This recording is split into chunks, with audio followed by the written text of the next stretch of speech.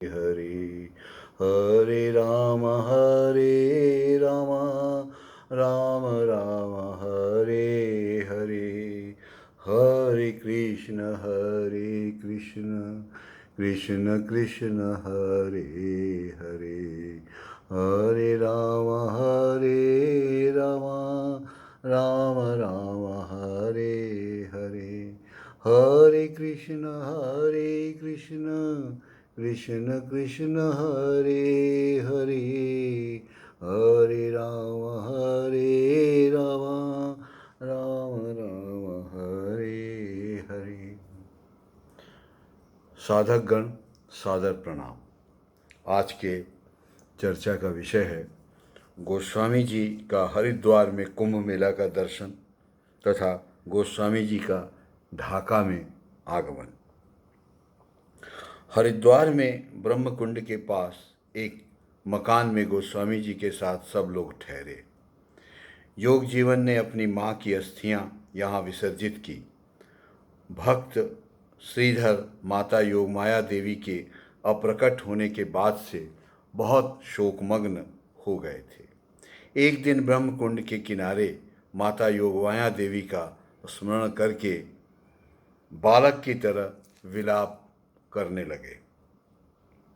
अकस्मात उन्होंने देखा कि माता दिव्य देह धारण कर प्रकट हुई एवं सांत्वना प्रदान करते हुए कहने लगी, श्रीधर, तुम मेरे लिए क्यों रो रहे हो?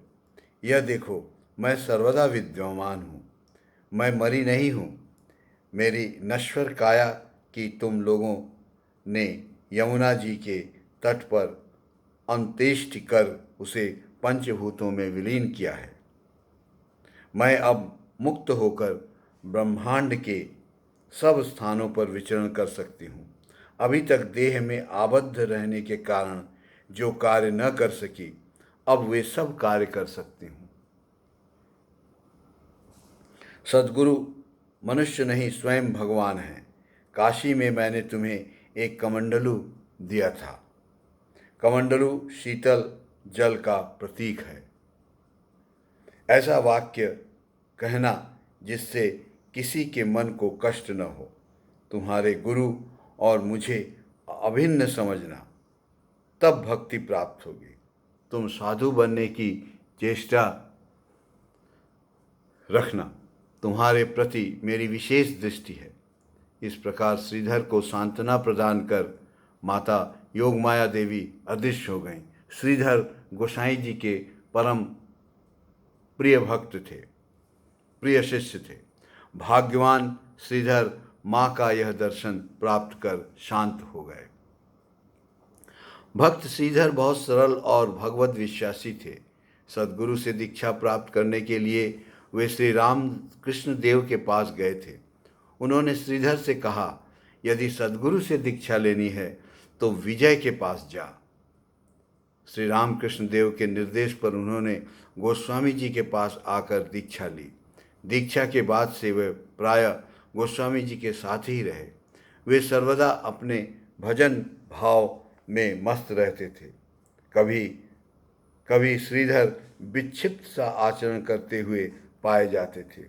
वृंदावन में रहते समय एक बार कामिनी बाबू नामक सज्जन से उन्होंने इसी प्रकार का आचरण किया था। गोस्वामी जी ने श्रीधर को उनसे क्षमा मांगने के लिए कहा।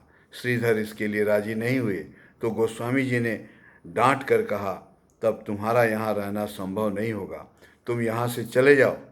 यह सुनते ही श्रीधर यह कहकर निकल पड़े, अब ऐसे संग में कभी नहीं रहूँगा, अभी चला जा रहा हूँ।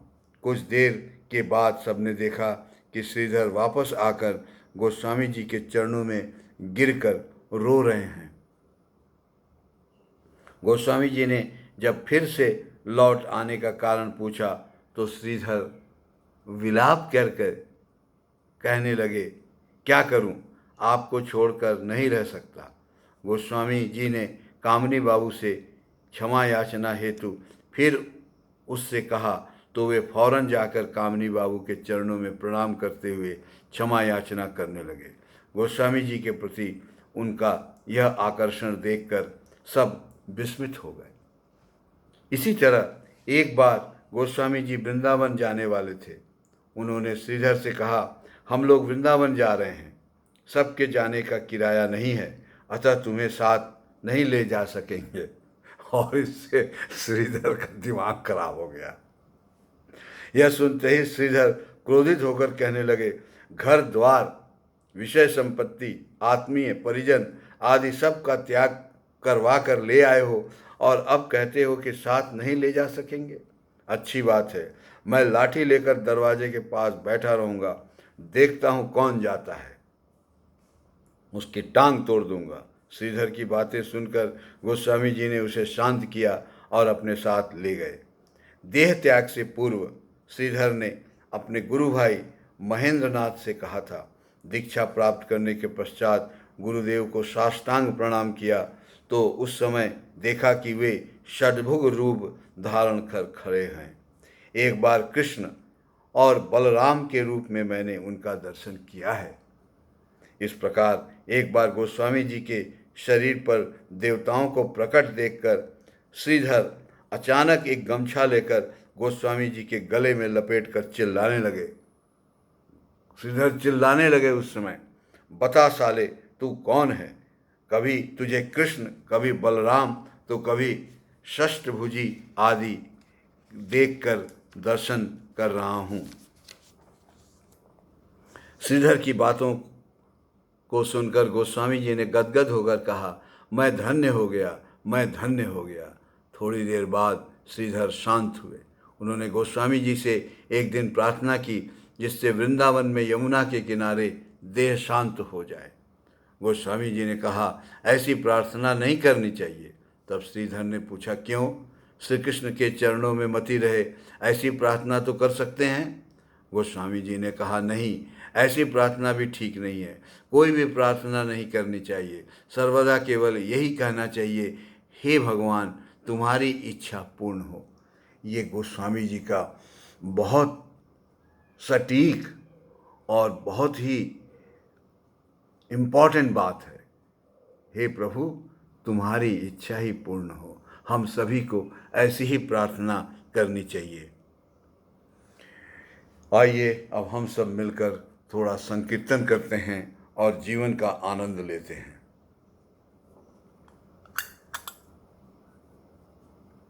जय जगन्नाथ सुभद्र बलराम केशव माधव दीन दयाल। जय जगन्नाथ सुभद्र बलराम केशव माधव दीन दयाल। जय जगन्नाथ सुभद्र बलराम, जय जगन्नाथ सुभद्र बलराम केशव माधव दीन दयाल।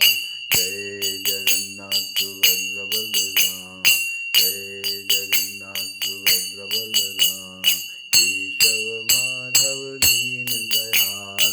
जय जगन्नाथ सुभद्र बलराम, जय जगन्नाथ सुभद्र बलराम केशव माधव दीन दयाल।